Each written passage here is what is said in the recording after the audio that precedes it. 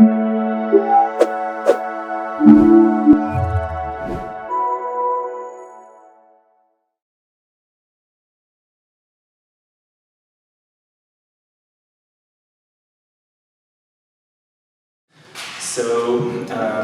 I'm here to introduce you to what has been done when we went through the state-of-the-art about explainability. So I'm going to start with a simple question.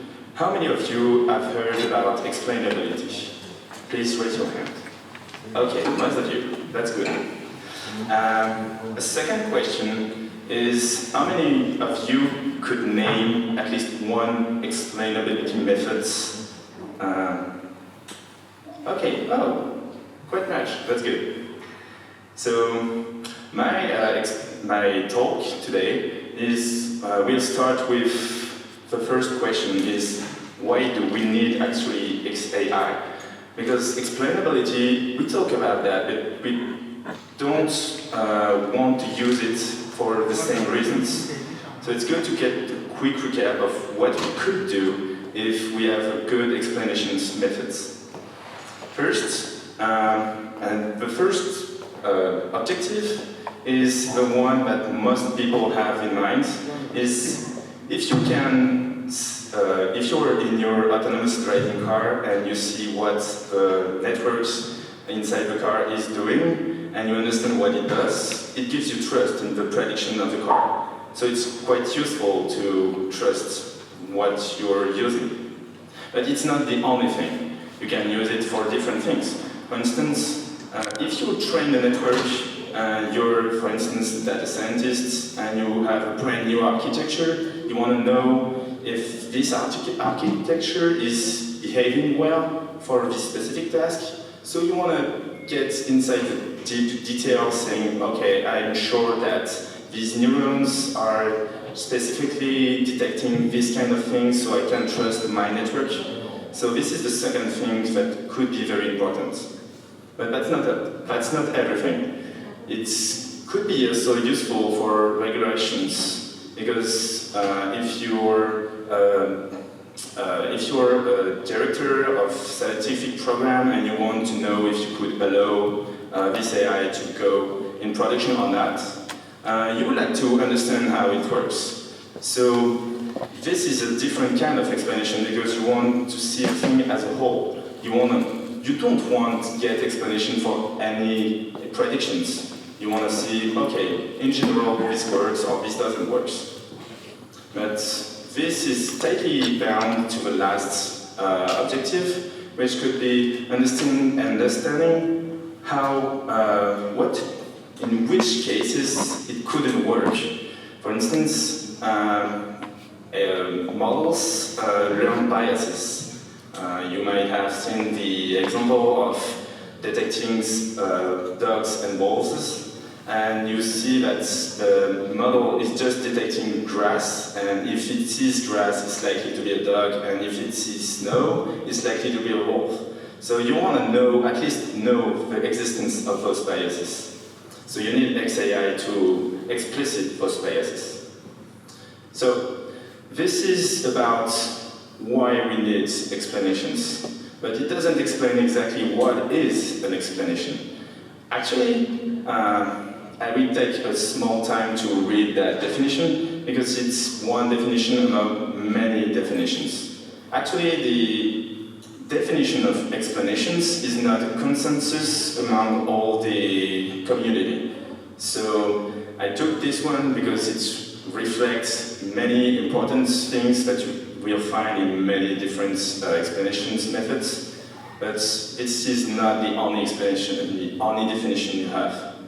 So the many important words in this definition is this notion of statements. This is the forms that your explanation will take. It can be text, it can be images, it can be numbers, it can be figures. It has to be something that humans understand. Secondly, you have the notion of causes, contexts, and consequences. So it needs to be, it's tightly linked to causality. You want to know, okay, for this example, the methods, the networks get these predictions because of, and for instance, context could be the grass or the snow. You can have the cause that helps you understand what is important or not.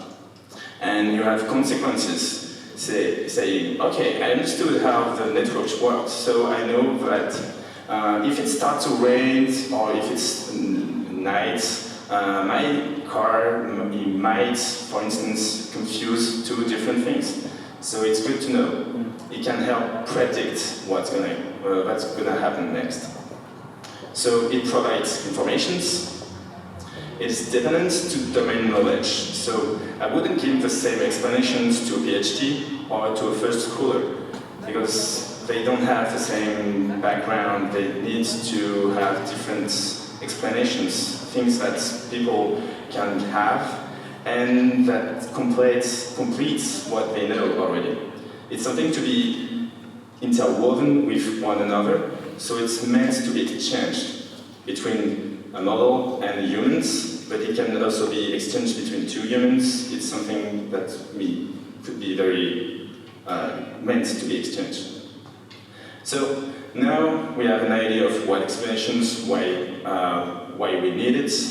I'm gonna do a very quick tour of what you could find in explanations methods available in the industry, mostly academic world so far. So, a perspective to show how wide methods could be is to say we can explain different things, because I talk about model, but it's not actually a model. It's just like you take your data, you take algorithms, and it gives you predictions. So you can explain all of the predictions, you can explain the model, or you can explain the data. First, if we want to explain predictions, the most common methods used to explain predictions is called Attribution Method. So if you have, for instance, a set of images, you want to classify each images to say what is inside each images. One easy way to do is to answer the question, which are the most relevant pixels in this image that helps to the classification. So it gives you something called Saliency Maps. So in red, you see the most relevant pixel that helped the network to provide its classification. If you remove all the blue pixels, the classification is still the same. So it's very important to see that the network focuses on the right thing. It doesn't look at the green, the trees, or the grass as it could be. So now we explained models, because this is very practical for end users to explain predictions, because they get the prediction all the time. But if you're a model developer, you want to understand the model itself. You want to say, answer the question, okay, my model can explain, does this specific neuron respond to this specific concept, for instance? So one widely used method is called the concept-based method. So you have your classes, but you want to check if those classes are linked to concepts. For instance, I chose texture concepts. So you can say, you want to say, okay, if you want to detect a zebra, it might be helpful to be able to detect striped texture.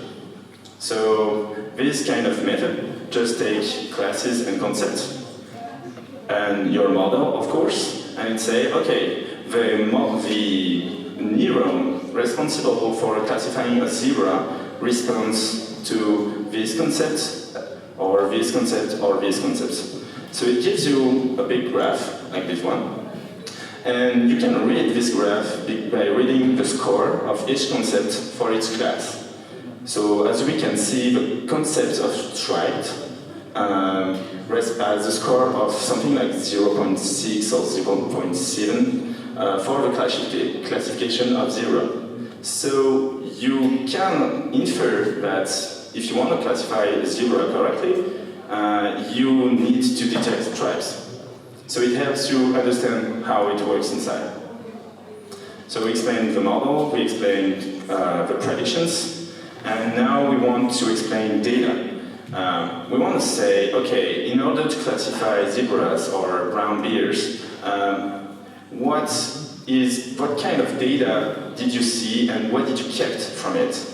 So one way to do it is called feature visualization. It's try to build from scratch the most representative elements for a specific network. So you take your network, you take a black image, you take the neuron responsible of classifying, for instance, a zebra, and you modify the image in order to maximize that neuron. And by gradient ascent, it helps you build what is the networking dreaming of when talking about some specific classes. It gives you actually very specific images that shows that what is the network is seeking when looking at some object. For instance, if you want to detect a butterfly, you see some wings. So it gives you trust that, okay, the network is detecting wings in order to detect a butterfly. Same for brown bears. You see balls, you see ears, so you see fur, so it gives you some trust into it. But this kind of thing is global. You get one image per class for a specific network. So it's a global view of what has been seen in the dataset. And it gives you very interesting information about biases, because you see in the image of butterfly, you also see a lot of flowers and things like that. So it gives you some intuition that if you take a butterfly, put it in front of a brick wall, it's likely to be misclassified because the networks also look at the background to infer the class of the object. Similarly, if you look at brown bears, you see rivers, you see grass, you see things like that. So you understand that when the networks got trained, it saw a lot of images of brown bears inside a river with grass around. So it gives you an information that could be very valuable in order to detect biases and things like that. So we saw 3 methods. One question could be, how many methods are missing? And actually, pretty much everything, because in our state-of-the-art, we isolated 50 types of methods. So it's something around, if you talk about specific methods, you get something like 200 different methods. And it yields a very wide taxonomy. And if you want to know how much we did, we just explored these 3. So if you want to dig and explore more things about explainable AI, just look at all those different boxes and feel free to dig into it. Because in the time that will be left, I will talk about the limits and the caveats of AI, XAI actually. The first question is, you get a super cool explanation method, and we want to be sure that does it really reflect the inner behavior of a network? So that's one question that people ask, and they did this experiment. So on each line, you see the explanations given for the different method. All of these are attribution method, and in the columns, you just randomize the networks. So on the leftmost images, it's the original networks that get super high accuracy, and the rightmost image just have completely random explanations. Predictions, actually.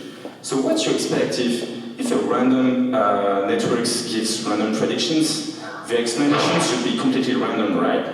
So this is the case for most of the methods. But what you see is 2 methods, like guided backprop and guided gradcamp, give the same explanations. So what does it mean? It means that the explanation only accounts the image, the input image, but it doesn't account the model weight.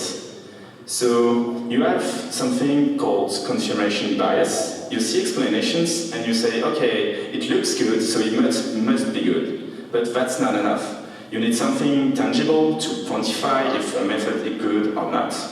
And that's why we need metrics. In order to get metrics, you know, a matrix, what it is? It is something that quantifies a property of your method. You can explain the method itself. Is it fast? Can you explain any models that it needs to get access to the gradients or to the weights of your models? Or it's just like a black box with its predictions? So that's the kind of questions you want to quantify. But you can also evaluate the quality of predictions. So the examples I get you sooner is an explanation showing some methods are not faithful. They are good, but they don't reflect the inner behavior of the networks. You also have consistency. You don't want to have the same explanation to say yes and the same explanation to say no, because if you get different predictions, it means you have different reasons to do so. So this is consistency. You have robustness. You don't want the explanation to change completely if you change just a single pixel in your image. And finally, explanations are meant for humans. So you want humans to understand the explanations, because one way to explain the models, just give all the weights and deal with that. So, but you have like thousands or billions of weights, you wouldn't read all of them, and it's not intelligible. You need something synthetic that humans understand. Also, you have humans need to trust the explanations, so it's something useful to quantify. All these methods, some needs the human to be evaluated, but some don't. For instance, a matrix called insertion and deletion explain how much the model is faithful or not. It's just based on simple concept saying if you add or remove the pixels, the most relevant pixels, the predictions must change very quickly. So if you look at the graph on the right, you see that they remove pixel one by one and see how much it hurts the model accuracy. So deletion remove pixels and the accuracy drops quickly to 0.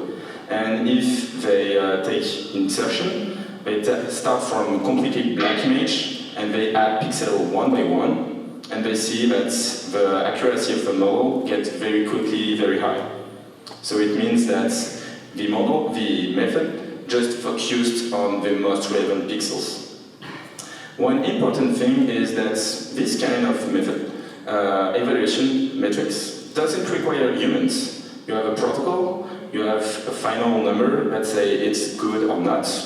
So it doesn't require the human to be evaluated. So it removes biases. It removes confirmation biases, which is very useful. I think that one of the persons who is online has this microphone open so we can hear everything. So I'm doing the dishes, or I don't know, so thank you. Thibault, just go on. Yeah, we have an explanation. So quickly, conclusions. What you should remember from this presentation is that first, we thought that we would just explore all the methods and choose the best one, but there is no best one. There is different methods for different use cases. Some are designed for images, some are designed for text, some are designed for somebody who has plenty of time to understand it, some are needs to be very quick. So it's very useful to understand in which scope the explanation will be needed, who will need it, why it will need it. So it's very important to design the explanation use case, actually. Also, I wanted you to understand that explanations is not only methods, it's also audiences who is addressing the explainability, who needs explanations. You wouldn't give the same explanation to some experts who are going to say, okay, I'm allowing this methods to be put in this network to be put in an airplane, or to somebody who's just doing his shopping and want to understand why it is suggested something. And finally, one very important aspect is the metrics. You need to be able to pick the best explanation methods for your specific use case. And this has been done on three different methods. For instance, the first one would be very useful for the end user. The second one would be helpful for a model developer. And the last one would be helpful for the authority who want to allow or not model in production.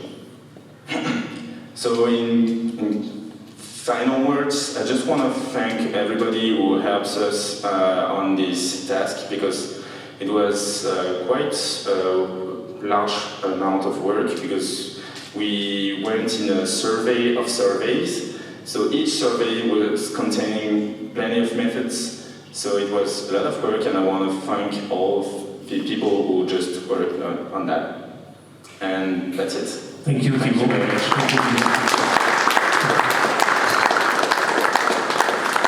A lot of people are here. Thank you. Very good. I suggest that we move on unless there is a very urgent and important question to be asked, but we have...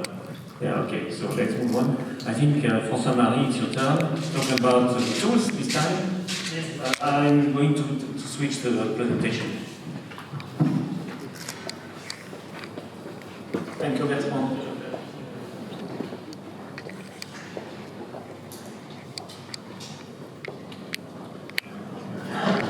So I'm very happy to share with you what we have done in Confiance.ai in terms of tools state-of-the-art, or more or less industrial state-of-the-art. Where we are today, what we intend to do, that's what I'm going to present you. If it works. Hope so. By the way, thank you, Thibault, for your conclusion, because we began by that. Use cases, types of data, methods, and so on. In the sense that, well, I'm an engineer, my job is to produce systems. And what I have to do is to produce systems that are going to be used by the user. So the approach that we have taken is really a pragmatic one. What do I need in order to be sure that the system that I'm going to develop is going to be used?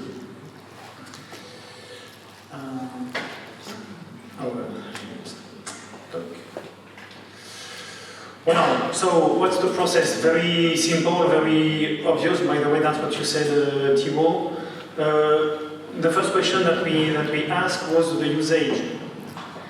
What are the different questions that I have to answer in order to be sure that my user is going to use the system? And for sure, one of them is why you are going to. You tell me that, so why? Explain me, please. Why do you tell me that? There can be also types of questions such as why not, what if, or things like that. By the way, we focused in the why one. And as you said, Thibault, we identified very at the beginning that there are different users for explainability. We identified 4 of them, as you did, and we focused on 2 of them. First, the end user, that means the client of the system, and also the developer, the data scientist, or the data engineer, who is going to develop the systems.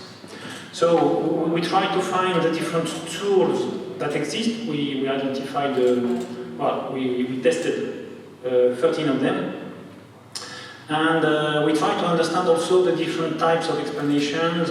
I'm not going to go in detail, but typically we identified that probably for the end user what is really important is more to have a local explanation. That means, okay, this is my case, what are you telling? And on that point, what's the explanation that you can give for me in order to be sure that I agree on that? And probably for the data scientist who is going to develop the system, to have a more global explanation. So we identified the different topics for that.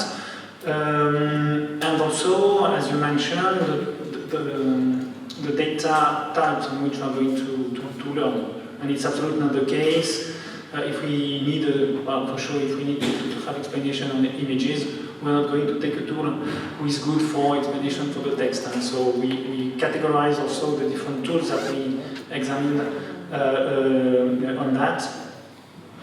And as it's done also in the project, we differentiate the models that we develop ourselves or the black boxes, depending for sure on the different models. I just want to share with you that we began this job before joining Confiance. We were very happy to share that for sure. And so, what are the results? I'm not going to go in details for all the tools that we have made, but as you can see, we made with the same protocol test, depending for sure of the data, to try to observe the metrics or the qualities of the different tools. And so we have tested 13 tools, if I remember correctly, in which we have identified whether or not they were model agnostic or not, if they provided global or local explanations, the types of a model that we can, on which we can have explanations, and the type of data. At the end, well, we have a better knowledge of that. And what did we do? Afterwards, we put that in our platforms for our data scientists and finally for our clients. And so we chose 3 of them regarding the use cases that they wanted to develop. We have integrated them. By the way, I'm really happy to say that one of them is coming from the works that are done here in this community, in this the Unity and Confiance community. So we have integrated them, and we are currently deploying that them inside the company through the platform that we have developed. And this is not, the deployment is not the easy part of the thing, because choosing a tool is not so difficult, by the way. Putting a tool on the platform, either it's not so difficult, but afterwards we have to present that to the data scientists, we have to present that to the clients, we have to present that to the data citizens who are going to make AutoML, for instance, who are specialists of that. And that's why we are currently doing that. And as a recreation, I don't know how to say that, I just propose you just to share you a small video of 2 minutes, just illustrating this integration. And I don't know how to launch the video. No, it's in the... No resolution. You don't have it? Not now. Okay. Well, so maybe afterwards we can, if you wish, we can have it. It's a small video just for fun. Later. At the moment of the pause, if you want, just before. Okay? Well, thanks.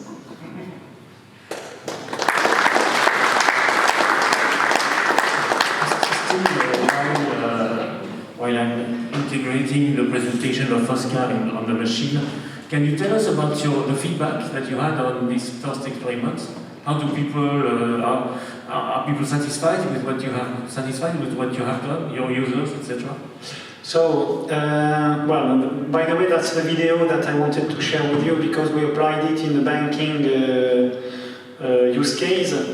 And by the way, my first intent was to have an example of a use case in order just to share for the data scientists and so on and so on.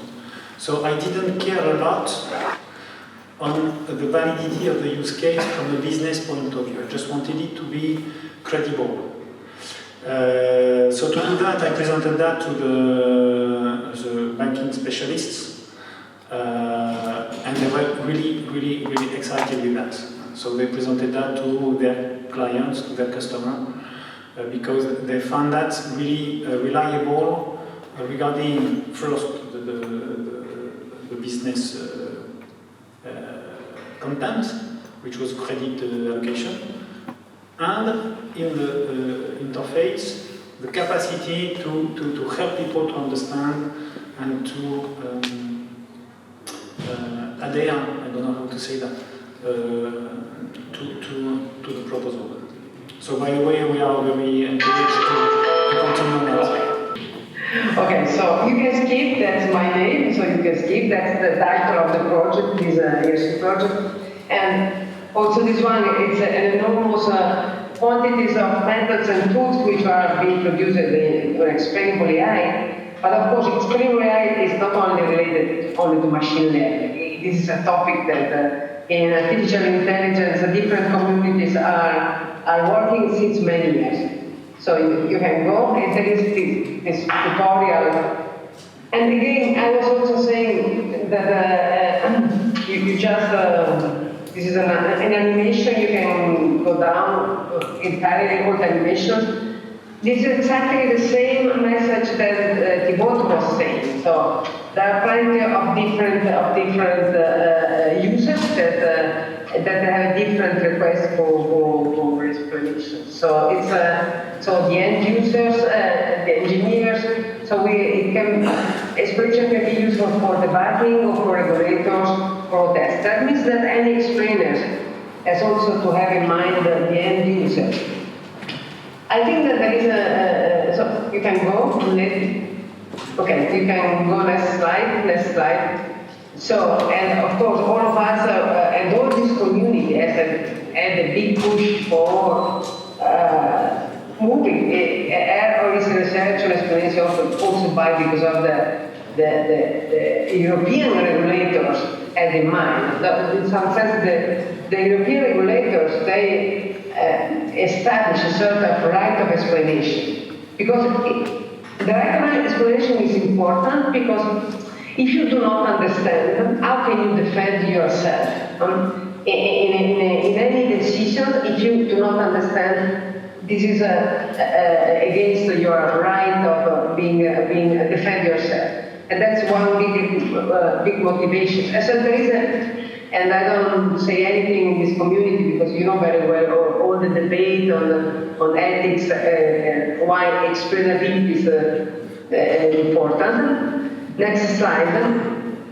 And this is exactly one of the motivations of the project, which is in the area of AI, so decision-making systems. So what we have in mind is those AI systems that at the end want to interact with the humans to support the human making better decisions. So, and they are being understandable what has been proposed by the AI systems. It means that the humans can, there are two different reactions that may be by the humans interacting with an AI system.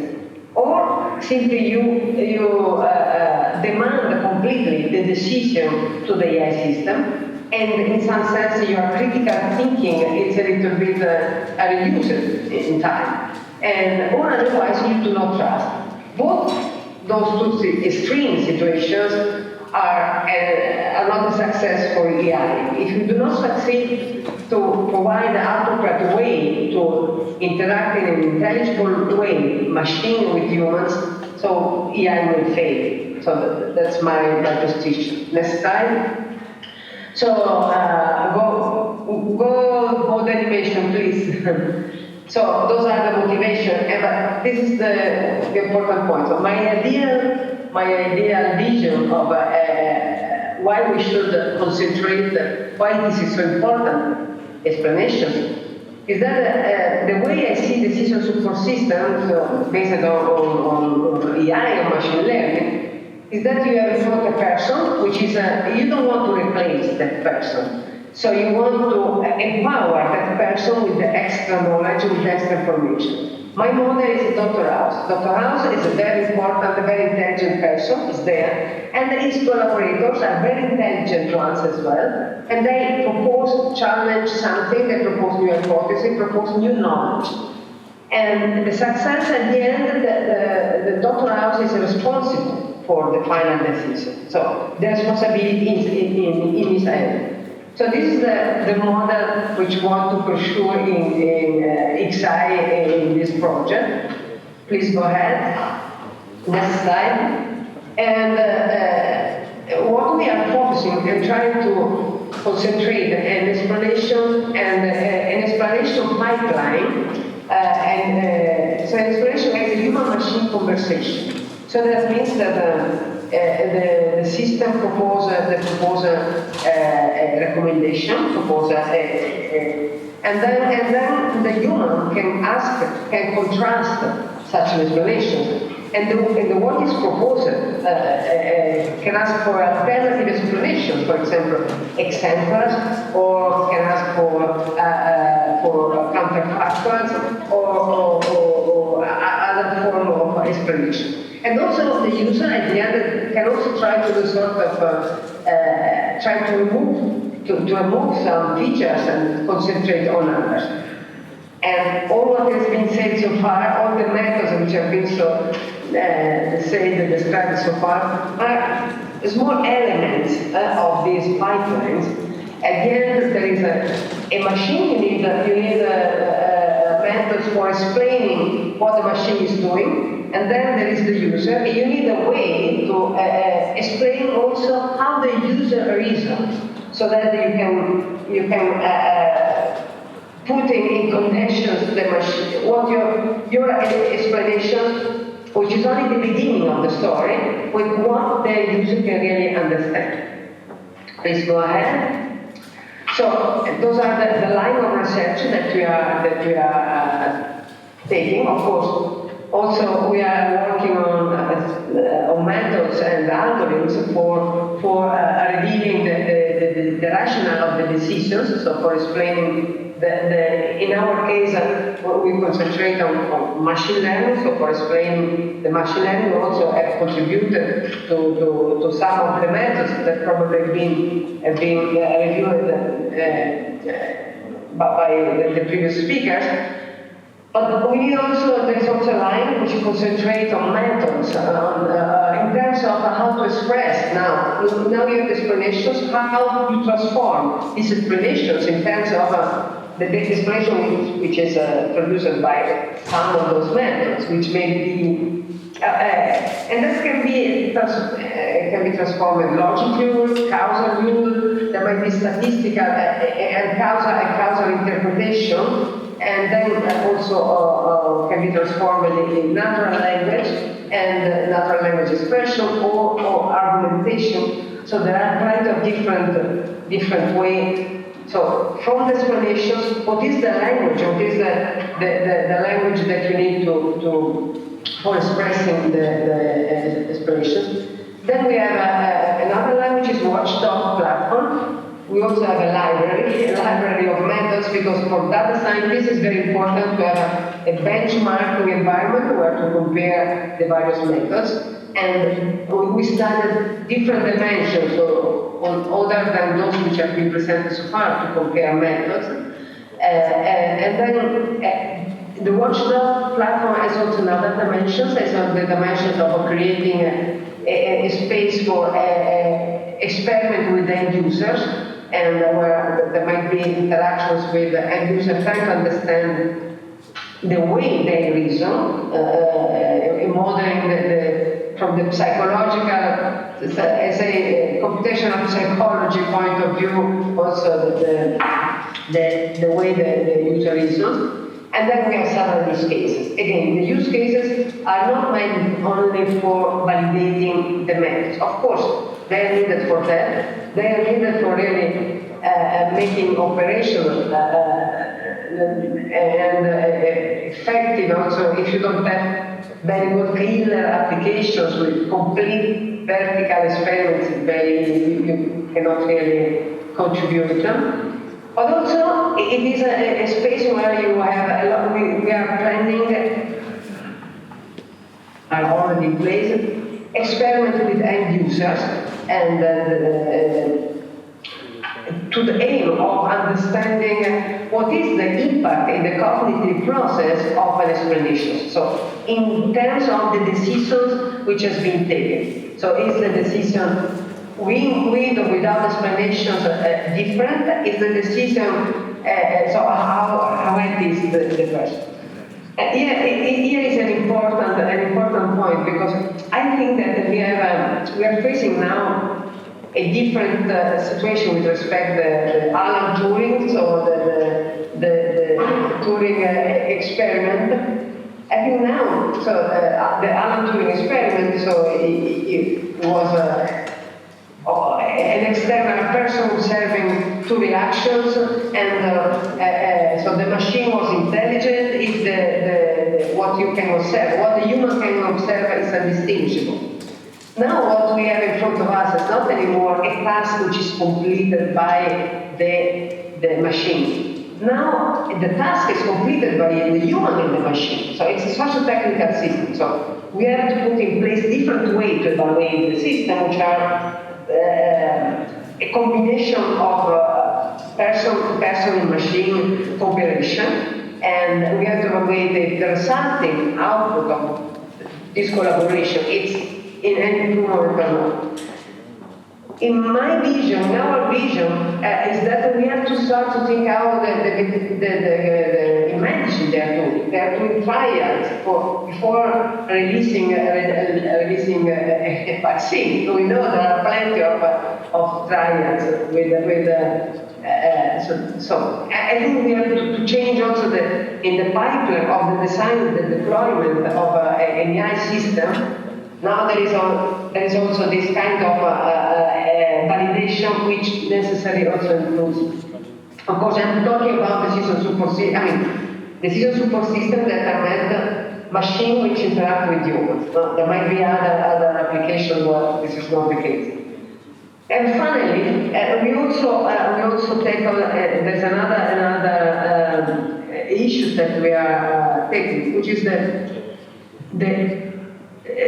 there might be some conflict between explanations and some other ethical issues, for example, privacy.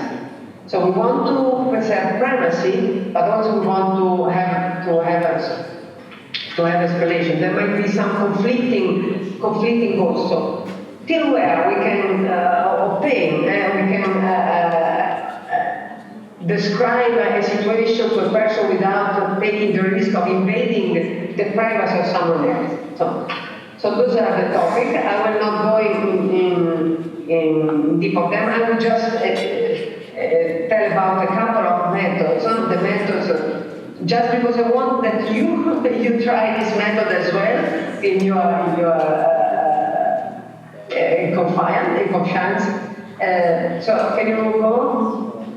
Next slide. So here is the okay. Up the previous one. Okay, this is the taxonomy which has been already perfectly introduced. So we have those two enormous categories. One is post hoc explanation, and the other one is the explanation by design.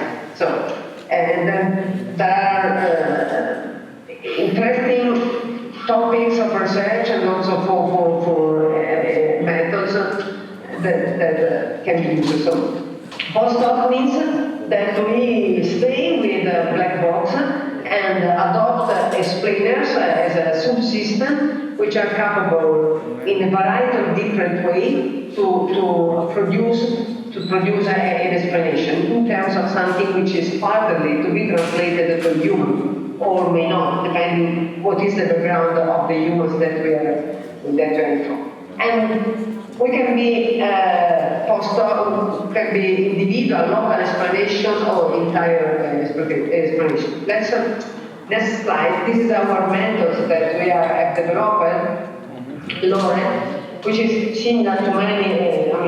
The way we compute the local explanations is similar to many methods. Essentially, what you do, you use you audit the black box, given a point that you want to explain, you audit the black box till you generate a neighborhood which has enough data and then you use the black box as a sort of audit and labeler. So it labels the black box, provide the labels for that data, and then you learn a transparent method. For example, you may learn the decision tree. In our case, we have a special algorithm for generating the neighborhood, which is a bit better than others in literature, but this is not the point. The point is that we try to generate factual and counterfactual rules. So with this idea that it's not only important what you provide to the users as why you have been predicted in that way, why your mortgage has not been approved, but what you can change for obtaining a different outcome. And so we are concentrating very much on these counterfactual constructions, and also there are plenty of challenges because not all the counterfactual are useful. So there are things that you cannot change. I cannot change the color of my eye or my. So not all the features can be changed. So they have to be useful. And also there has to be some metric for evaluate also the usefulness of the counterfactual. So there is an interesting and testing area for research on this counterfactuals and contrastative reasoning, which is I think has a lot of importance for the user. Now go ahead.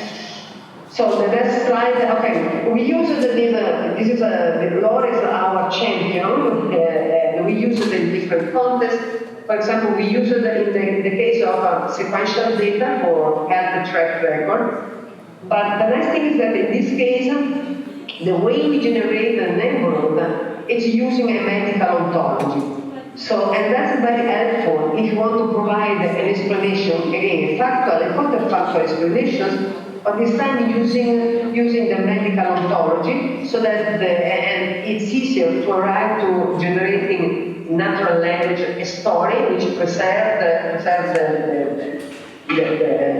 the order which has been important in the sequence, and also the significant part. Go ahead, please. Okay, then we also adopted LoRa in another context.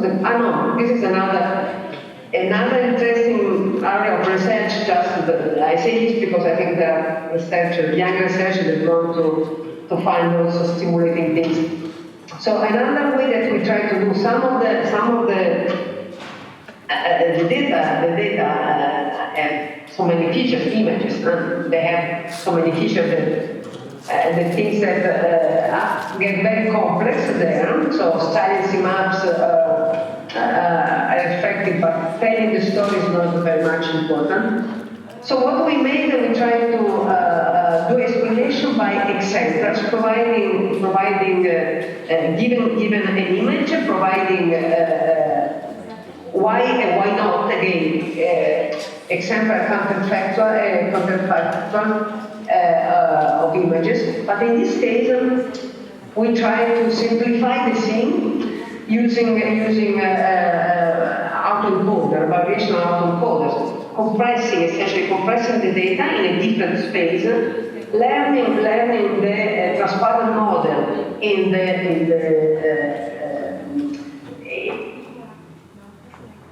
space, and then coming back, returning in the real example as a counterexample in the real space. So if you can go to the next slide, it is a very complex Python because so you learn an autoencoder, which is a function, a sort of identity function, and then on the data set, and also you learn a generator. This technology, variational autoencoders allow you to do these two things. And then you generate the neighborhood in the lattice space. And there as you can go back and forward from this lattice space, you can come back, ask the black box to label, and then return in the lattice space.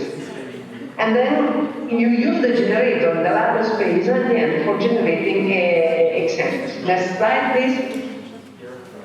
This is just very fast to see. So we also made the comparison of our method with various other methods. The one which were mentioned before, like Saliency Map, gradient, So essentially, you provide given an instance. This is recognizing a digit. So you provide a similar image, and then also counterfactual images that, for example, would have been predicted the number 4 if the image was done like this path. So this is just, but I don't want to. Yes, Saskia, I think we need to keep some time for the 3 other speakers. No, that's why, just to give an idea of, there's also this interesting part of going up in the lattice space.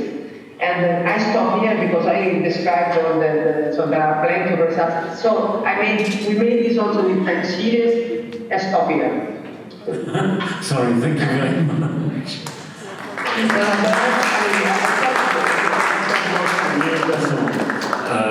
But don't worry, it's okay. So I want just to give you an idea of a few things that we are doing. If you want to pass a conclusion message, why I am looking at Michel's presentation and installing on the machine, but you have 2 minutes. Yeah, the message, the final message, if you should go down, but the final message is essentially what I was saying since before, is that, we are lucky, we have this enormous project, so we can tackle a lot of different dimensions. But what is very important is that you have to do the 2 modeling. From one side, you have to model the machine learning, so to explain the machine learning, but you have also to explain the users. So, and then the 2 explanations have to unfold. So I think that it is the major message. So we need to model the decision-making process of the end user for being sure that we are providing the appropriate knowledge. There is plenty of research in psychology there. And so I think we can really contaminate with other disciplines, not only. Saliency Maps is something which is really computer science, let me say. And I want something more.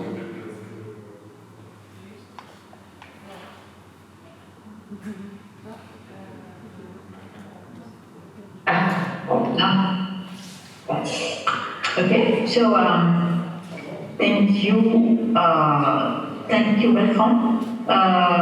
So I think I will be more on the side of the expansion by design. I will say that we need causal modeling to kind of cope with the dark side of AI. Next slide. So you see we have a kind of irrational exuberance about AI and machine learning because there are plenty of things which are not really specified, and the goals, we can go everywhere and we don't know where it will not work. Basically the promise of big data is that big data can't fail, too big to fail, and we are starting to see the caveats of this about Big Brother. We would like to have something which is fair, which is accountable, which is transparent, which is robust. And basically, to summarize, I will try to say that the causal modeling is kind of achieving this promise. This is where we want to go. Next slide, please. Hello, Bertrand. Next slide. Right. So, about AI, I will basically speak more about machine learning because this is what I know most. And you have the fact that machine learning is all about building discriminant or generative modeling, and that discriminant models, they tend to be based on correlations, and there is nothing bad about this. There is the fact that you can predict that it rains when you see umbrellas in the streets, but, next slide please. But very soon, when you are able to predict, you see, this is the kind of thicket of Auguste Comte. Savoir pouvoir pour prévoir afin de pouvoir, while the ultimate goal is to control. And the point is that to make interventions, could be about health, could be about, well, whatever, right? And you see the problem is that correlations can't do anything for you in order to control. You know you can predict that the number of Nobel Prizes in the country is increases with the fact that the consumption of chocolates of the people, but if you try to increase the chocolate consumption to increase the number of Nobel Prizes, then everybody would laugh at you. Although we can see that in some countries there are public policies which are almost of the same flavor. Next slide, please. So I will try to say, so this was kind of motivation, and now I will try to say why causal models are kind of, say, remedy against this. Next slide, please. So causal model, this is this kind of thing. You see, you have a graph, and that's why typically Bishop was saying that the search space is so terrible, and that's why scaling up about a few dozen variables is a nightmare. So you have a graph, and the parent of node variable is the causes, the variable causes of this variable.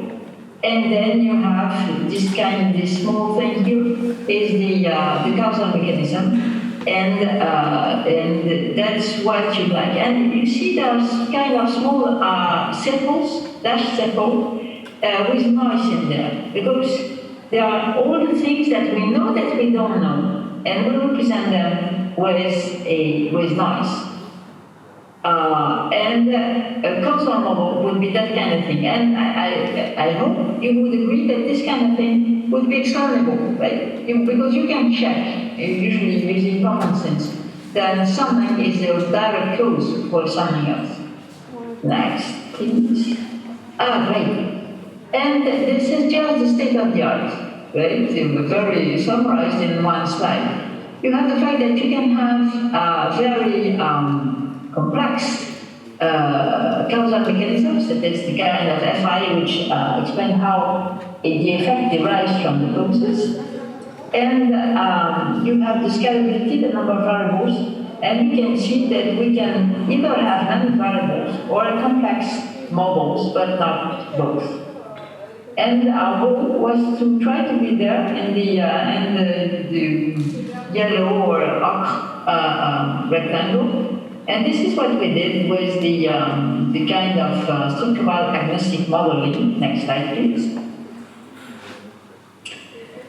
Which actually, you see, we are trying to build a model, one variable, from all the others. Okay.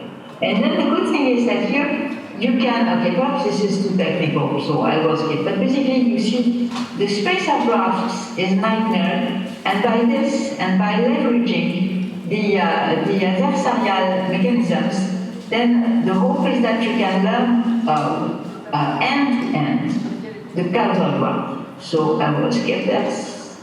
Next slide, and I will skip this as well. Right. And I will, because this is interesting, and it makes us see what's going on. I will try to detail one first application, which is about human resources. So you have the quality of life at work, and you have the economic performances of the perspective of firms, but I'm sure that the perspective from the university or lab is the same thing. And then the question is that those two quantities, many variables, they are correlated. But what is the sense of the causal arrow? Is it the fact that when you are, say, happy, then you are more productive? Or is it the fact that when you are rich, you can afford to make people happy? Of course, you see, this is a very important question for how we are managed, right? So we got data, and then, actually, getting this data was a nightmare. Next slide, please. And then we started to work with this, and you see what you find is the fact that if you train people, if there is an information continue, well, there are less work injuries and there are less disease. Okay. So all is well, right? All of this is very sound. Next slide, please. But this is a kind of disappointment because everything is okay. Well, nothing comes with it. So why it is that we don't find really, findings? And well, one way is to understand this relative failure is the fact that there are confounders. You remember confounders? This is assume that you have one gene. If there were one gene, making you to smoke and causing the diseases. You see, then after all, tobacco would be for nothing in the cancer and everything. So that would be confounded. So perhaps there is a confounder which controls both the quality of life at work and the performance, right? Okay, and if you have a confounder, then there might be different causal relationships depending on the confounder. So one of those is the activity sector. It might very well be that the causal relationships are not the same, depending on whether if you are in the low-tech sector or in the high-tech sector. So go on, please. So go on. So what we did was to just focus now on just the low-tech enterprise. And now what we find was something was really amazing, at least not, well, we were naive, right? But at least the sociologists and the economists were very, surprised. After all, they were fighting about this finding. The fact that in this low-tech sector, when the salary increases, then the productivity increases. And when you are an economist, you might think the other way around. When the productivity increases, you can afford to increase the average salary. Go on, please. So that's what we did in this sector, and of course we just scraped the surface. Go on, please. And then another example I will give about it's about the relationship between the nutrition, the food you eat, and the health status. So the goal is that, we all know that we should eat 5 fruit and vegetables a day, but still the diabetes continues to increase the rate. So the question is whether, can we say something about to a particular person what's going on and what to recommend him. If you want to recommend, you must have the causal model, right? If you must retain just one thing from this talk, this is this. If you want to recommend, if you want to intervene, you must have not the predictive model, but the causal model, right? So, we got data, and what is difficult is the fact that, there is exactly the same diet in Lille and Bordeaux, and still the diseases are very different. And the effects are not linear. This is the so-called cocktail effect. So we should have plenty of variables and complex mechanisms. So, one, please. So we had marvelous data. This is the collaboration that was in Haï. And then there was the compartment data set. So we had all this description, almost barcode. And then, but of course, there are plenty of problems in data. One, please. And then, what we did was to try to compress the data. You remember that Agnostic was saying, actually, we assume that very often we assume that we have the variables and we have them, but life is not so easy. You might have something which is at the level of granularity, say, for instance, that you have all the molecules, all their positions and their speed. Well, there is not so much you can do about building a model. You need something which is a gross abstraction, like temperature, for instance, right? So this is what we did with this the data about food. And we're trying to find dietary topic. You can think of this, for instance. This, you had something like, you had the Normandy Brittany diet, right? Was plenty of, so this was with cider and butter and cream and so on and so forth. So we had an abstract description of what is in the plate of the people. Go on, please. Next slide.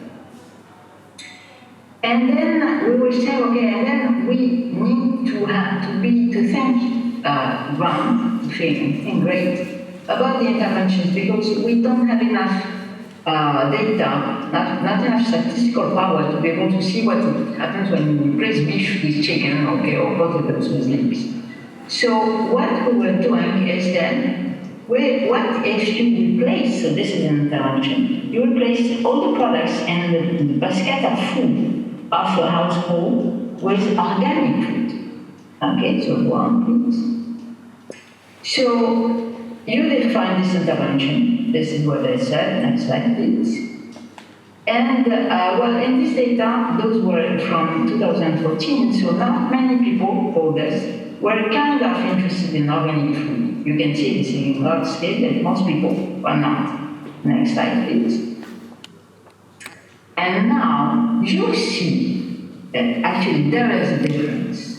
So the blue is the general people, the pink is the organic people, the people eating organic.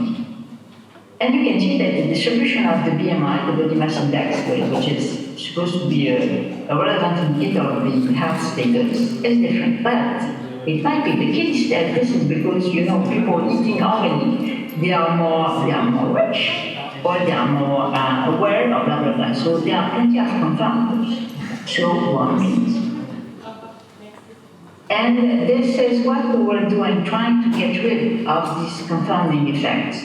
So one, and then typically we would see that in some parts of the population, you can see that there is actually a real difference between the organic people and the rest of the people. And you can see that the difference is really significant on the BMI, which is all we have in the moment. So this was an example of, I would say, a real thing where we need a causal model, and I tend to think that if this is causal, then this is explainable. Next slide, please. And, okay, yes, this is just the beginning of the story, and by the way, this is a shameless announcement that we are having, so please contact me. So, because you see,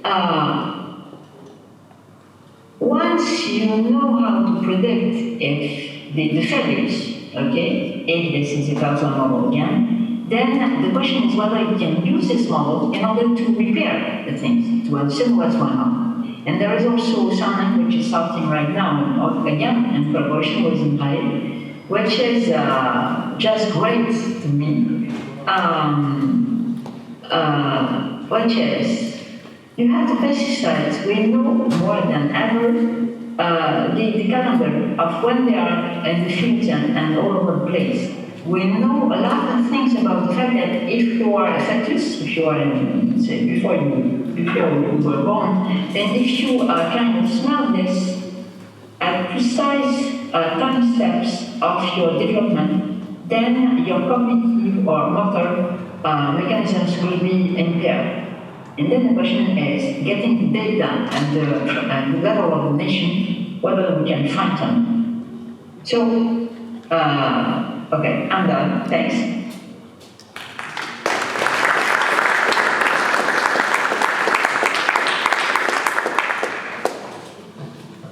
So, yes, as usual, I need 1 minute to do the presentation switching, so you can still talk for 1 minute, or is anyone wanting to ask a question to Michel? Well, yes, okay, so here's Nicolas. Bonjour, Michel.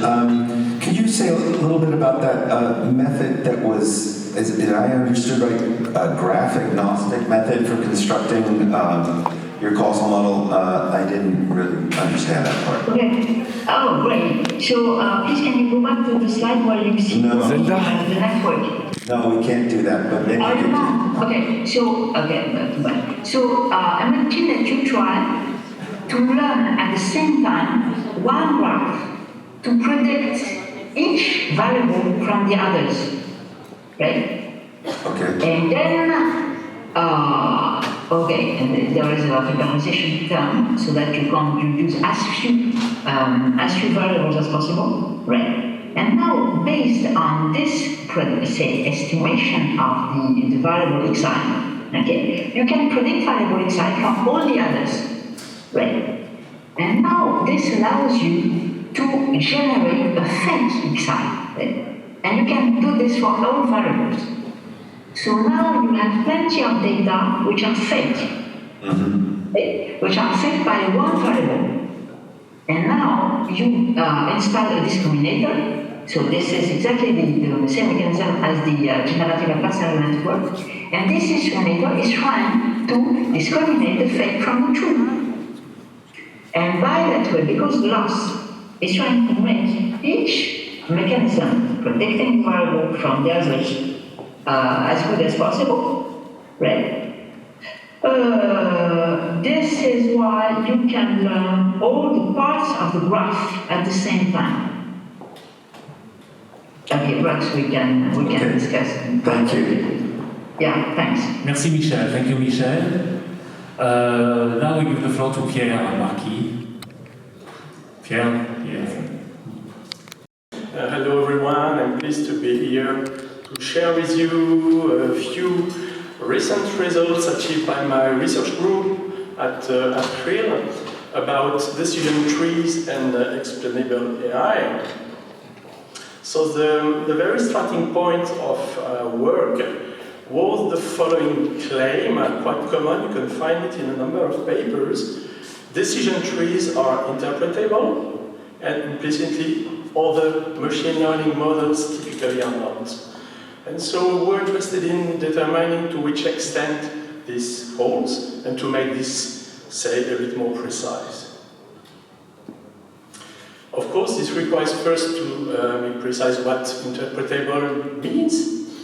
And of course, it is a big issue. We are not going to circumscribe here what it means precisely, but we wanted to identify a number of conditions, a number, say, of necessary conditions.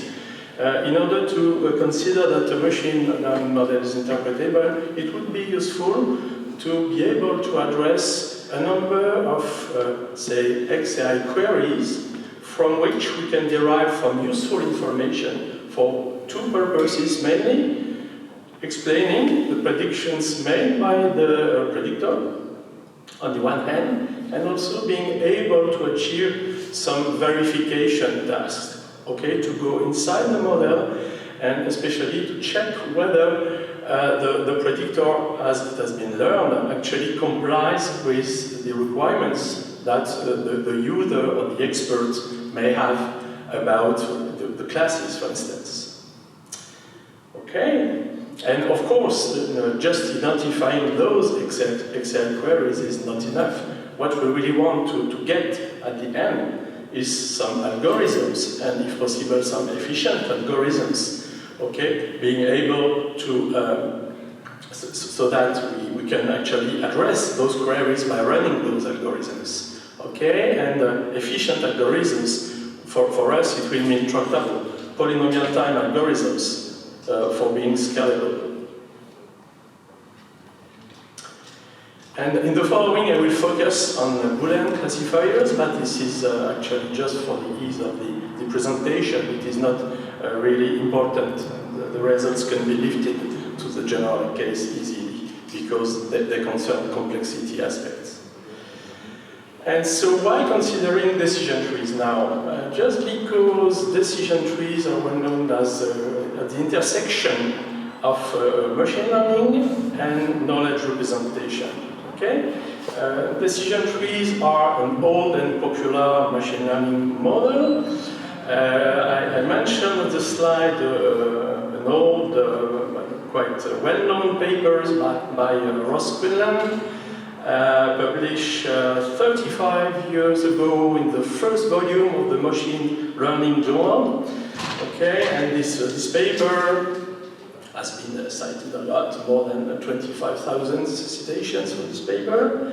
Of course, as you surely know, there exist many implementations, many extensions, many applications of decision trees. More recently, for XAI purposes, we consider decision trees as surrogate models. We try also to use them as a target for knowledge distillation. Okay, so decision trees are not so bad. Of course, from the pure prediction point of view, they are usually not very accurate. In fact, not very stable, not very robust to noise. It is interesting also to note that decision trees are also interesting as knowledge representation models when we want to represent, for instance, Boolean functions. And with some colleagues some years ago, we actually investigated decision trees as a KR model and actually identified a number of properties offered by decision trees. Decision trees appear as quite tractable. We can, in fact, associate with decision trees a number of tractable algorithms to address queries related to Boolean functions and to achieve transformations also related to Boolean functions. So it's quite a good candidate. In the following, I'm going to present a few XI queries. For time reasons, I will focus only on 3 queries, 2 explanation queries and 1 verification queries. And to illustrate things, I will consider this toy example here on the slide with flowers. The purpose is to recognize common polyols, in French, des roses trémières, from other roses, by taking advantage of 4 features. The fact that the plant has a deciduous foliage, has a heart-shaped leaves, has large flowers, and has a light green stem. Okay, so very simple. Here is a decision tree, okay, for recognizing such common polyols. So I guess that everyone here knows what a decision tree is. So I'm going to switch this one. Maybe more interesting is how to use this predictor, okay, to recognize whether a given instance, like the one here where we consider a plant with a deciduous foliage, but it has no heart-shaped leaves, no large flowers, and no light green stem. Should this plant be recognized as a common polyhook? The answer here is not. How can we get this? Simply by following the path, the unique path in the tree that is compatible with the values of the attributes here of the instance. Okay, x2 must be false, x1 must be true, x3 must be false. We, at the end, we get 0 leaf, so it means that this instance is not recognized by the predictor as a common polyhook. Okay, so the question now can be why, okay? And in the following, I will consider 2 explanation queries. For instance, why this particular instance is recognized as a common polyhook, so explaining why, but we can be also interested in explaining why not. I will explain this a bit later. And there is also a number of verification queries. I'm not going to enter into the details, I will just actually talk about one specific verification query. So for verification queries, we do not consider specific instances. We consider the predictor by itself, and we want to determine to which extent it complies with the expectations one can have, the so to say, expert knowledge or user knowledge. Okay, so briefly, explanation queries. We typically consider 2 kinds of queries. Abductive explanations that are about the why question, okay, and counterfactual explanations that are about the why not question. So often, when considering abductive explanation, one focuses on the minimal ones, the logically weakest explanations. And so we want to determine a minimal subset of the characteristics, of the features with corresponding values from the given instance. And we want to be sure that every instance sharing those characteristics will be classified precisely as the instance we start with. Okay, so for instance here, if we want to explain why the instance 1000 was considered as a common polyhook, okay, a sufficient reason is that this is because of x2 that is false and x3 that is false. Okay, the fact that x1 was equal to 1 and that x4 is equal to 0 does not matter here. Okay, this is the precise meaning of what a sufficient reason is. And we can be also interested in counterfactual explanations. For that case, we're interested in the why not question. So basically, the user or the expert is surprised by the answer provided by the prediction made by the predictor. Okay, and he would like to determine a minimal subset of characteristics such that if they are flipped in a given instance, okay, the corresponding class, the corresponding prediction will be flipped as well. And for instance, here, if you just flip the second feature in the given instance, okay, then you will recognize the common polyhook, while the instance we start with was not recognized as a common polyhook. We can actually check this here. Okay, if you flip the second characteristics, so x2 will be equal to 1, so you follow the path on the right branch, and then because x1 is equal to 1, you get the one leaf, and the one leaf means that the instance is recognized as an element of the class, it's a positive instance. Okay? So in previous work published last year, we defined a number of such queries, explanation queries, and verification queries. Now, so why decision trees can be considered or are usually considered as interpretable models? Typically, this is because one can find an abductive explanation for easily even any instance, just by following the classification technique, following the path in the tree, starting from the root up to the leaf. Okay, and for instance here, the direct, this kind of abductive explanation that is sometimes called direct reason. For the example here, you can just explain why the instance has not been classified as a common polyhook by considering the fact that the features x1 is set to true and the features x2 and x3 are set to false. Actually, the value of x4 is not relevant here. Okay, this can be computed efficiently. The point is that this reason is not a sufficient reason. It is not minimum. Okay, in fact, you can remove some features, some characteristics in those explanations while keeping the same property. Okay. And in fact, in a very recent paper, it will be published next month, what we have shown is that those previous XI queries listed on the slide are all tractable. There exist polynomial time algorithms for all those XI queries when the classifier is a decision tree. Okay, so quite good. For instance, if we want to get a sufficient reason from the previous direct reasons, you can easily use a greedy algorithm to derive such a reason. What about the other families of classifiers?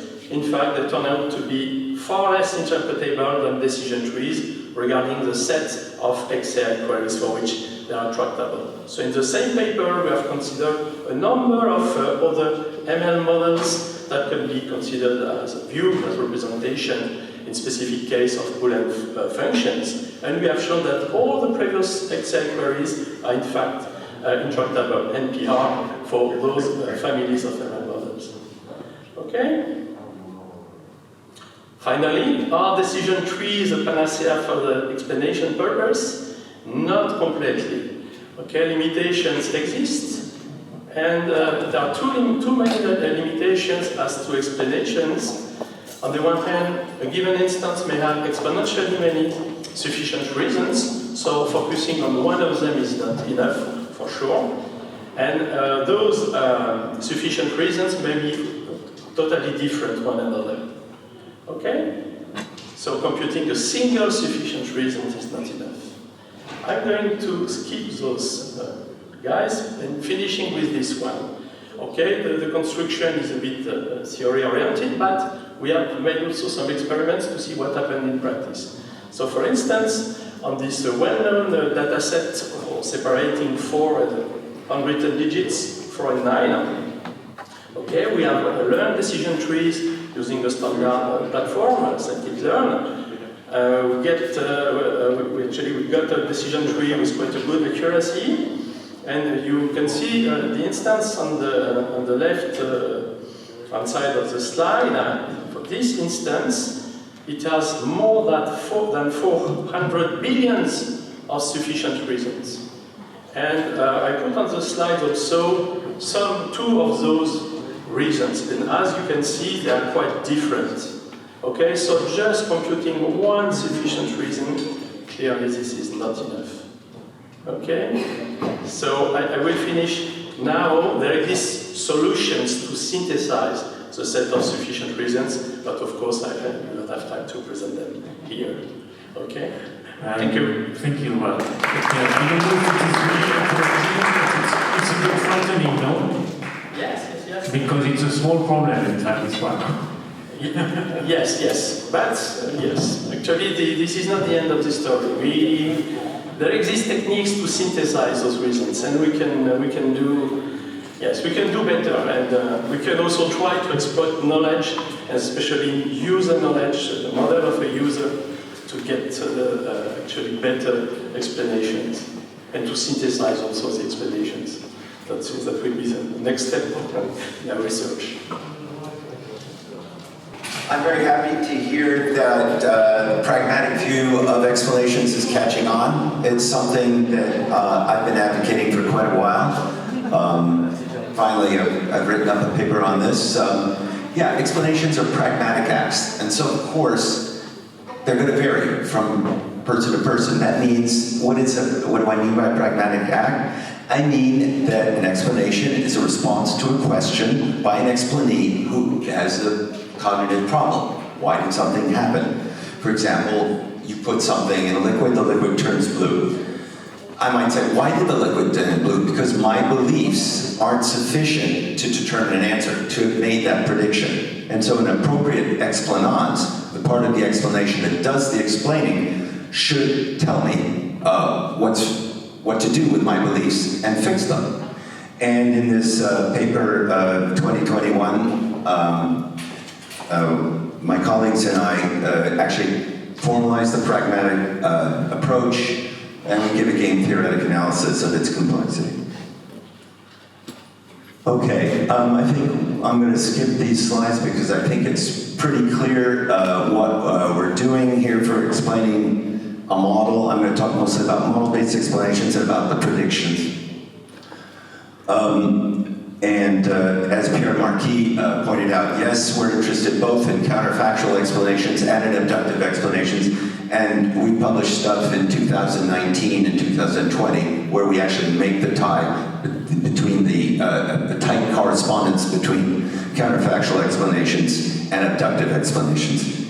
And João Marques Silva, one of the people in the Unity team, has been one of the pioneers in using prime implicant-based approaches since 2019 with several NeurIPS papers, along with Adnan Darwish. Okay, so there are lots of different systems, as we've heard. And I want to say a little bit about heuristic methods, about model-agnostic methods, because François-Marie brought that up, and a lot of methods are in that case. And I want to remind you that Unity is in the business of making AI work for critical systems. So if I want an explanation in that critical system, in my Airbus 350, if my virtual co-pilot tells me something, I want an explanation for why he's telling me or it's telling me to change my flight plan, that it better be a correct explanation. Oh, what do I mean by that? Okay. So let's take a look at some of these standard model-free or model-agnostic explanations. How do they work, very roughly? The idea is that you have a very complicated underlying system, like the kind Benjo was talking about, and you approximate it with a simpler one, maybe around a local decision. Okay, so there's something in here that's implicit about counterfactual explanations and counterfactual models. But what is wrong about these approaches is they don't actually systematically take into account the notion of a counterfactual. Okay. The problem is that there's really no guarantee that the explanation is valid.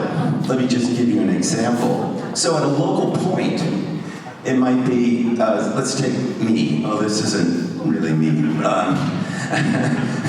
I can't use Bertrand either. Okay, imagine somebody who's wants to know, why you got the loan. Well, you're 45 years old and your salary is 50,000 euros a year. That was good enough to get the loan. Okay, those are the features that lit up in the feature map.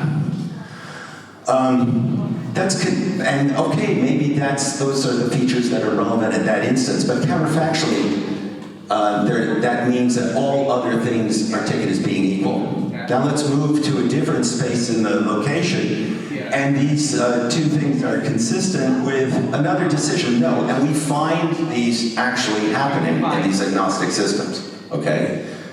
So, the two features that I've isolated are completely useless. It's not even an explanation. So what I want to concentrate on here a little bit is something that people have mentioned, someone, Michel, certainly, which is, what's that modal relation between the explanans and the explanandum, the thing to be explained and the thing that does the explanation? Okay, well, one way we could do it is to translate the machine, the implemented algorithm, into a set of logic formulae, okay? And we can get such a subset, minimal sets of features together with the logical encoding of the machine that entail the prediction. And we can use a variety of different logics. Typically in IDT, we've been using usually fragments of first-order logics. And here's the sort of map of results that we have up to now that we've improved through 2019 and 2020. So naive Bayes classifiers, other linear classifiers are polynomial time, decision trees, polynomial time, monotonic classifiers, polynomial time. These are all good results. For boosted trees, well, let's take, for example, decision lists and random forests, where the worst case analysis is, as Rob showed in 2020, not efficient. In practice, we do very well. Okay. Now for deep neural nets and Bayesian networks, we have scalability issues. And it's no accident, as I'll come back, there are hard complexity results out there, both for causal models, which are an amplification of Bayesian networks, and for logical models. Okay, we've been pretty active on the XAI front in logic, we've got these 7 A-star papers. This is a difficult field to crack because logic's not really in fashion right now. We're trying to make the point, I think we're getting the point across, that yes, logic is an important ingredient for explanations that are valid, because if I've got a logical proof of the prediction, there's no way that the features that I've isolated, plus the encoding of the machine, cannot give me that prediction. Okay, so that case that I gave you for the heuristic explanations just doesn't arise here. Okay, but what do we do about scalability? Well, we can think about statistical relevance. That's what machines are good at. That's what they capture. And there is a very interesting notion, and I was just talking in the lunch break with some people here about a similar notion that we can do with subset minimal explanations in logic. And this goes back to something that Wesley Salmon said in the 80s, namely that you can't get an explanation that's using statistical relevance, but you have to do it relative to a kind of partition of the space. Namely, you have to have homogeneous partition. And what does that mean? That means that you isolate your features, and if you add any more features, if you try to divide up the classes anymore, you don't get a difference in the probabilities. Okay? So there's no variance there. And there's his definition, which I know we're short on time, but basically he's exploiting that homogeneous partition. Okay?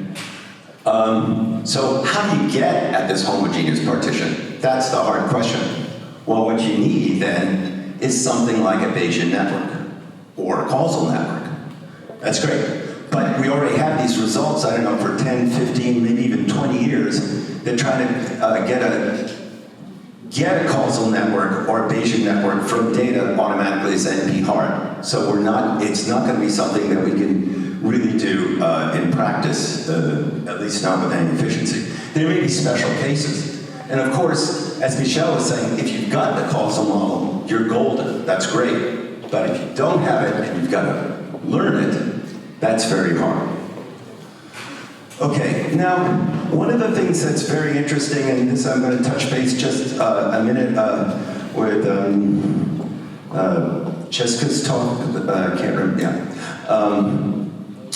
is the notion of a counterfactual model. One of the things that's very interesting about counterfactuals is, first of all, they have a logic. This was a logic developed by David Lewis in the 60s, a philosopher. But they're also very closely linked to adversarial perturbations. So if you think of your data space as X, and you now think of some maps defined over this space, the map might shift only a certain number of features, those necessary to get a different prediction from a certain point. Okay? That actually defines a set of counterfactuals that are true at that point. And every such map defines such a set of counterfactuals, and every set of counterfactuals defines such a map. And that means, so we can actually build these maps, but by adversarial perturbation techniques, that's pretty efficient. But more interesting is we can move from maps between individuals to maps between sets of individuals. So we can just lift it, right, on power set. It's a standard operation that we use in logic and set theory all the time. And we can now talk about a map between two distributions, okay? And then we, all of a sudden, have a new tool at our disposal, another way of defining counterfactual maps, and that is using transport methods from statistics. So what's cool about counterfactual models, for me and for most of us in IIT, is they build a bridge between statistics and logic and causality, because David Lewis developed the theory of counterfactuals to express causation. Okay. Now, so then if we have a map between sets of individuals or over really now probability distributions, we can talk about transport theory and transport plans. And like all the other maps I was talking about, these two define a set of counterfactuals, and they have a logic, so we can link back to the logic. Now let me bring in causation at the end. Okay, juste 3 minutes? Okay, bon, il faut que j'aille très vite. Okay.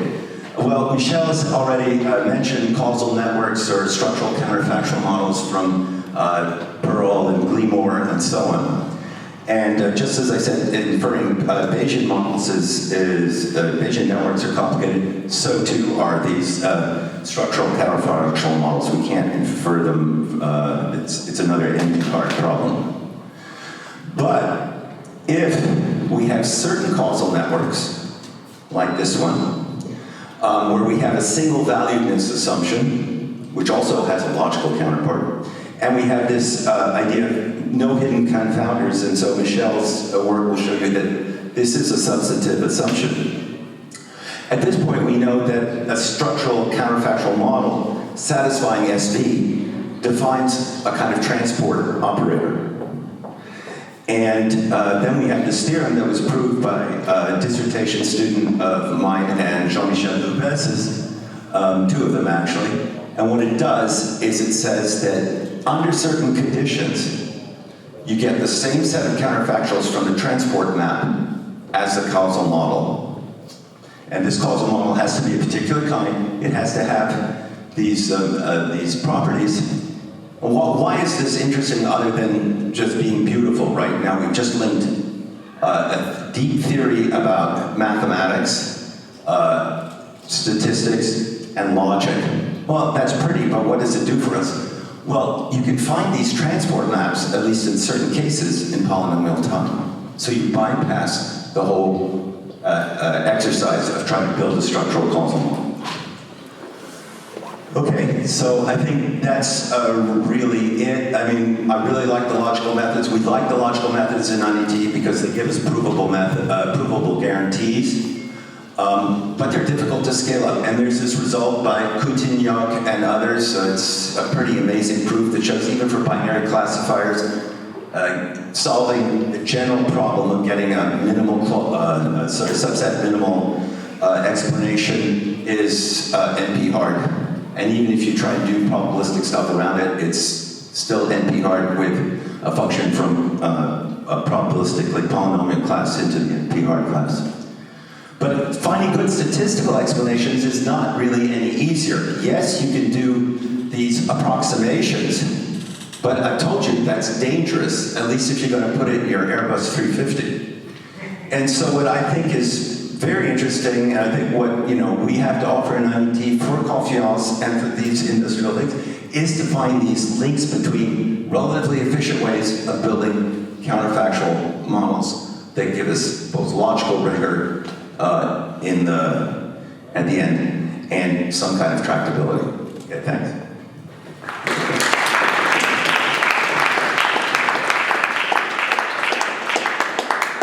So what now in Confiance.ai? What should we do?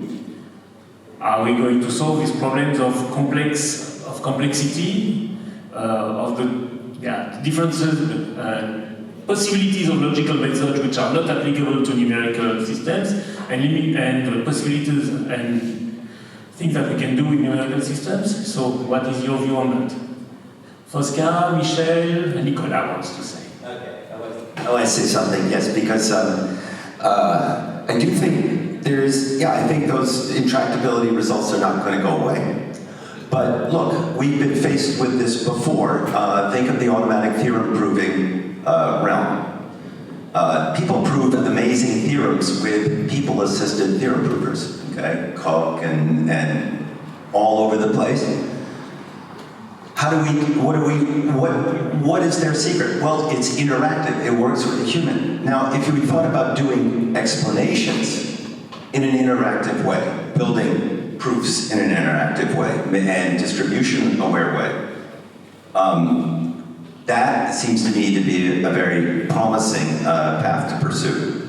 And we're following in the footsteps of giants because we have amazing theorems that have been proved through interactive theorem provers.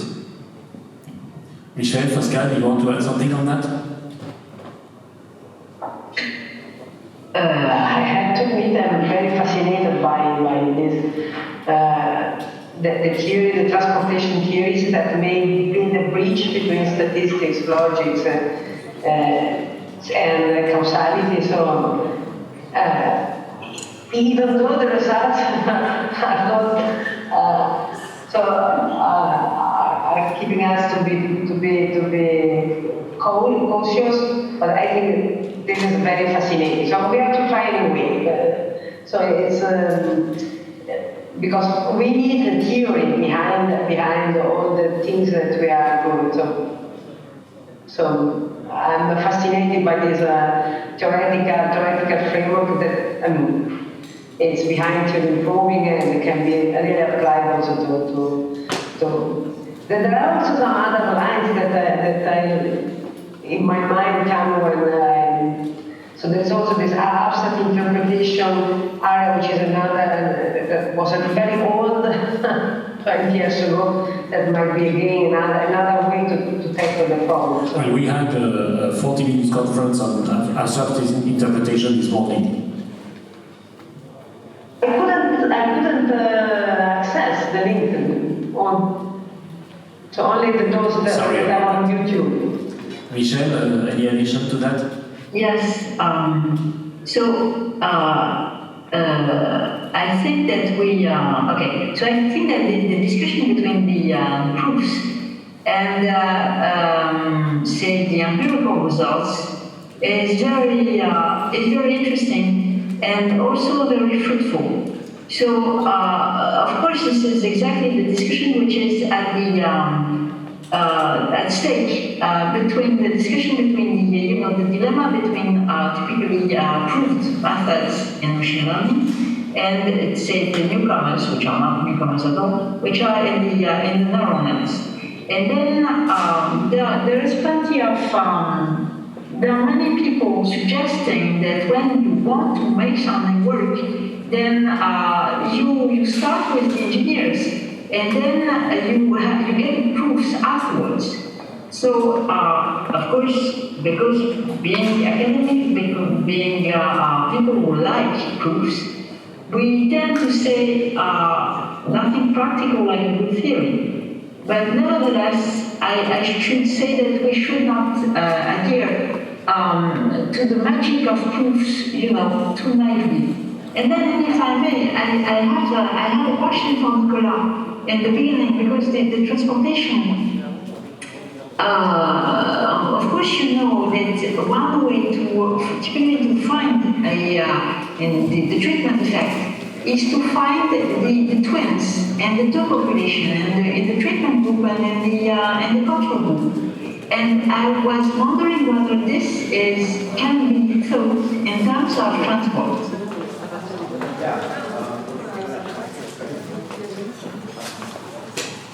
No, that's a very interesting remark, Michelle. I think that's right. We haven't really considered that, but certainly, we think of. We take the causal model very seriously, so we're thinking about do interventions as linking the two distributions to be mapped one into the other. And what you suggest makes good sense. It's something we should think about. Thank you. Well, thank you. I don't want to dig into this too serious, but it's really, as Pascal said, very fascinating. So what was exactly the question, your question, Bertrand? Whether we can hope to have explanations which are, say, scalable or efficient, or... No, I think that Bertrand's question was what would be the trade-off between these two approaches, between the statistical methods and the logical approach and provide explanation. I think that it was my understanding of the Bertrand question, but Bertrand is no more here to comment the question, so anyway, he's just around, he's checking the logistics there. Anyway, I have the mic because I have a kind of comment on the way we are approaching explanation. Nicolas gave my favorite example when you have a kind of digital assistant in the cockpit recommending to the pilot to make a left in 45 miles, for example, and the pilot should be entitled to ask a question, why should they do that, especially if he or she has in mind to do something different. And so this is just bring up the distinction between explaining afterwards and explaining in real time, which are, to me, two different things in some sense. Yeah, so giving explanations or justifications for why a system behaved the way it behaved or recommended to do something, it's different from providing an explanation in real time, which in many cases you have to bridge the gap between the salient points, the salient items that are identified for explanation, and then to bridge the gap between this and the language, which has also to be used for explanation, because explaining is not just tracing things, and you have to provide this in language which is understandable by the human being to whom the presentation is provided. And it has to be in real time. I mean, because the complexity issues you have mentioned, Nicolas saying this is polynomial and this, it's a crucial issue, because if computing an explanation takes more time than what is required to take a decision, so it becomes just useless and irrelevant and even counterproductive. It has to take into account the cognitive load and the stress, the state of stress of the operator or the user. to whom the explanation is provided. And we are talking about critical systems here. So all these issues have to be taken into account to be really pragmatic in order to, if we want to provide and to have solutions that are really usable. Otherwise, you will be providing a list of formulas or whatever you want if you don't bridge the gap between this and the way that the agency will receive the explanation. Okay. This is just my comment. Maybe just a very small comment to Pierre Marquis. The solution you have presented reminds me a very insightful work that was done by Kaplan on cooperative answers, on why a cooperative answer, what are the reasons for which an answer is void. For example, if you ask questions such as how many students succeeded in their exam in June session, instead of saying 0, so we will say there was no June session, for example. And this is the same approach that we presented for decision trees, and I just recommend, if you don't know, if you are not aware of this work, so maybe you should have looked at it. It's worth to present.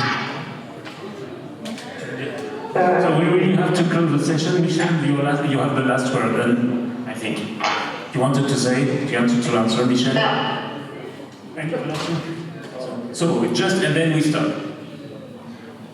Michel. Well, I had a question about you want explanation before the decision. But you see, if the context is the context of war, then this is definitely not the moment of asking for an explanation. There is a very nice moment in Orwell when he was in Spain in the 36, when he was saying that the anarchists, when they were receiving an order from their head, was saying why? And this is a bit surprising when you are in the context of the war. So when this is really critical, and I should say that war is this, then typically I don't see the point of asking for explanation. So if you have the time to ask for explanation, you are not really in front of the machine gun. This is one thing. Or perhaps this is just my vision. And secondly, again, thinking, I'm not a very, guerrier, but the point is that the multi-criteria decision aids systems, which have been developed for war, for critical, occasions, they have simple models by design. Right? So you are ready to accept the trade-off that you kind of degrade the complexity of your model in favor of letting the person appreciate. So because you give an explanation, so if the point of an explanation is to allow the person not only to be satisfied but to change the decision, then typically the explanation should be something different. Right? It should be more like a complete model. Okay, that's all I want. I apologize, but I have to leave. I want to just to thanks for the very inspiring moment. Bye. I was just going to say one thing. I guess I'm not totally agree with Michel. I think if you're a pilot and you're doing planning here, you definitely want your explanation, and it does have to be in real time in order for the virtual pilot to be of some use. And so I agree with David. I do think there's also a whole, but your question does open a nice area for research, which is a posteriori explanations where, so there, if you're thinking about, why did the model do this? We're not under a time constraint.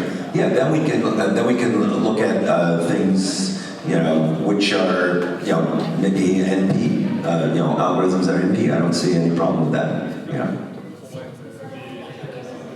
Very early on in the national AI strategy in France, the issue of trust in complex systems and that combine AI modules or components or when critical AI applications receive attention. Because these applications and uses corresponds to the French industrial base.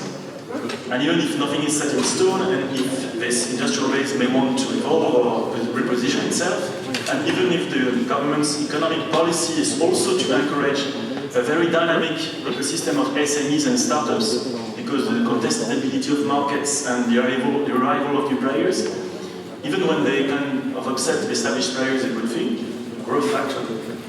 But these issues are paramount, and this is why the Grand Défi was created, and we are happy, very happy, that it associates a very large number of French industrialists, and the audience here today was very numerous, research structures, and more particularly two technology research institutes, the Systemics and Saint-Exupéry institutes, which the Saint-Exupéry welcomes us today.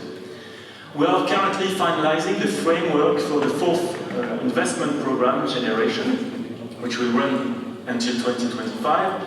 It is not up to me to communicate on these measures to the political level, but I can tell you that we are working hard on the issues of trusted AI to extend the actions of the Grand Défi and also to deal in a particular way with the issues of specialized hardware for AI, hardware-software pairing, embeddability, and frugality. And also for another research program. It's also important that we anticipate the future EU Regulation Act. Although still at an early stage of discussion, but it has begun with the Member States at the Council, although we must ensure that a balance will be stricken between regulation and innovation enabling sandboxes that need to fit the iterative nature of AI developments. It's complicated not to set everything in advance, so regulators have to understand this more clearly. And it's very important that sandboxes allow some sort of interaction with the market. This important regulation act will bear on the critical systems defined in Annex 2 and on the sensitive for human rights systems listed in Annex 3. It may seem a bit far away, but it will be a grand challenge to precise norms, to stabilize evaluation methods, and to set procedures and institutions in such a short time.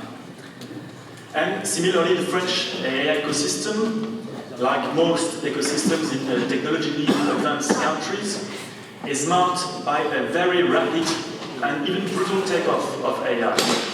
And as a result, a shortage of talents is perceptible, which destabilizes your recruitment's ability, which destabilizes the markets, and which also slows down the potential of AI diffusion in our country.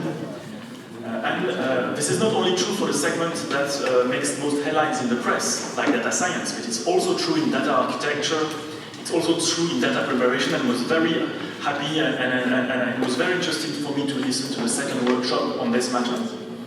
And also on the professions of production and management of the entire life cycle of systems and AI software development. So we will need to focus on this also in the years to come, and I'm sure some announcements will come soon about that. And also, of course, we will need to develop the multidisciplinary skills X plus AI that need to come with the experts to conduct hybrid approaches, and I know how this is important, and I know also how to have in mind that AI is a broad set of techniques and not only deep learning.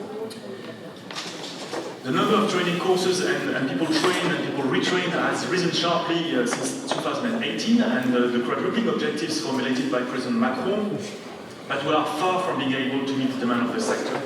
So we need to further accelerate and also to bring public training closer to the needs of companies without sacrificing the long-term objectives of the science, but we need to have more matching between the two. And finally, we are also convinced that we must stop considering the ethical principles which are essential, very well defined and framed by the H-leg line of work at the UN level as a checklist but that these principles, they sometimes can be contradictory. We must acknowledge this, and sometimes the legal people who don't know much about AI, they try to come with their checklist. And they should remember that as a constitution, which is a set of contradictory principles, it is the same with AI. So it's a question of balancing, of developing approaches of reasoning in proportionality, and of making sound arbitrations appropriate to each field, each context, and each category of technology. So I would like to thank everybody for this very fruitful and studious day, 2 days actually. And I'm very glad that Julien Chiaroni and his teams and all of you could participate in this. Thank you very much.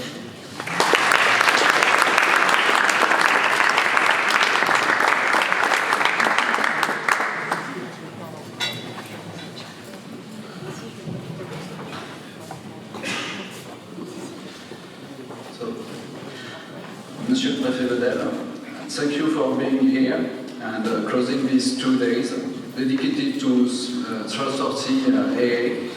I wanted to underline in your presence the key role of the government in the Confiance.ai program,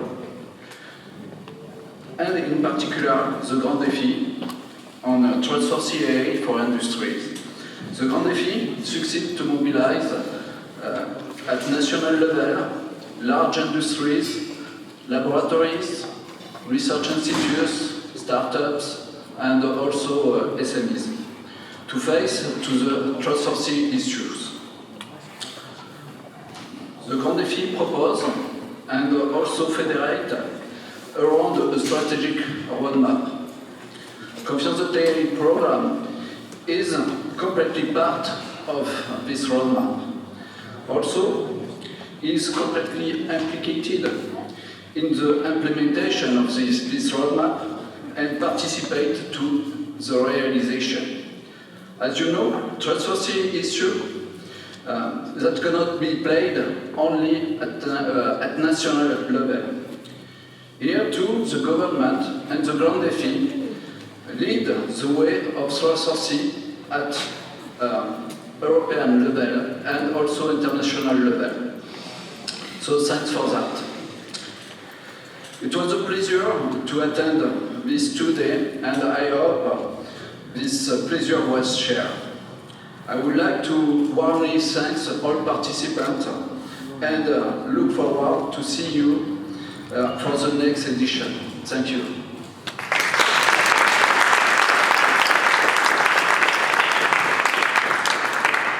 Hello, so I am here to give the Best Poster Award. Oui, bien sûr. But first of all, I want to thank you for these very active exchanges between all of us and all the topics we have covered. I think it's inspiring and providing some interesting takeaway, and in particular in the name of the teams. I would like also to thank the teams for preparing all the days. In terms of the Best Poster Award, I understood the race was fierce. I think it's also representative of, we have 14 posters, I think, so many challenges, particularly representative of the complexity of the task we are tackling, actually. But there is one winner, and so the name is Thomas Dalgatti. I don't know if Thomas is here.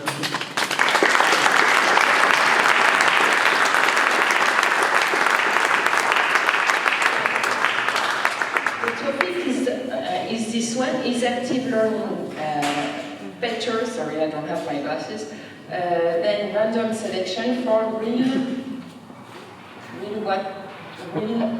task. Which does not surprise me, because I do believe it can be a game changer in some industrial or feasibility of the topics we want to tackle. So thank you, and I think you have a book, How Humans Judge Machines, so as a philosophical part, I guess.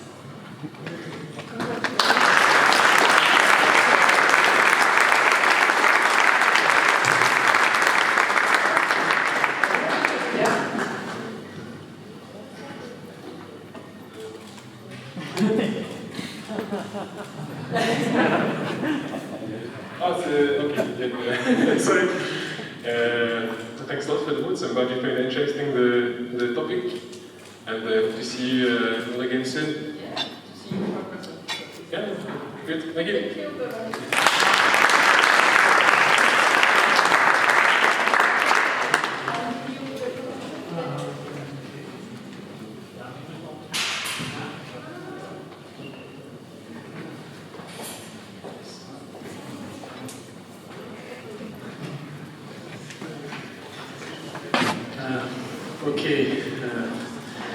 Monsieur le préfet Vedel, cher Renaud, mesdames et messieurs, I switch to English. Well, I'm really very delighted for having been here during these 2 days, which was the first public event of Confiance.ai. As I said when I was interviewed a little bit earlier, this program is really essential for French industry and hopefully for European industry. It's essential because it's accelerating the journey of AI technologies to real applications for critical systems. The program is expected to deliver tools, methods, processes in order to design, develop, qualify, even certify AI-based solutions. It's one thing to design and experiment algos. It's a completely different thing to bring these algos into real applications. And this is why this program is really important, is unique, because it's also the only program devoted to AI for industry. So it's very important, even if the ecosystem is with industrials, with academics, and even startups and SMEs who are also joining the program now. So it will have a real impact on our economic ecosystem. I think that with this kind of program, I'm now confident that France and Europe is really in the competition of the global competition of AI-based applications and technologies. What I have seen during these 2 days make me really confident now. We were just wondering, will we be able to use this kind of collective intelligence in order to come up with something which will impact our economy and our society, and to be really, well, to be really leader in critical systems using AI technologies. So I think that we are on the right way. I have a strong hope and, of course, expectations for the coming years of the program. I think that all of us here will come back in our companies, in our research institutions, with some positive messages saying that, okay, now there are real concrete things that are coming out of the program, and probably that what have been doing with this consortium here will probably also draw the way and the path toward a kind of horizon now where we are building a world we can all trust using AI technologies and other digital technologies. Thank you all. Thank you for having been here, and thanks for the organization, which was really very, very, well, I would say, well, nothing is perfect, but it was almost perfect. Thank you.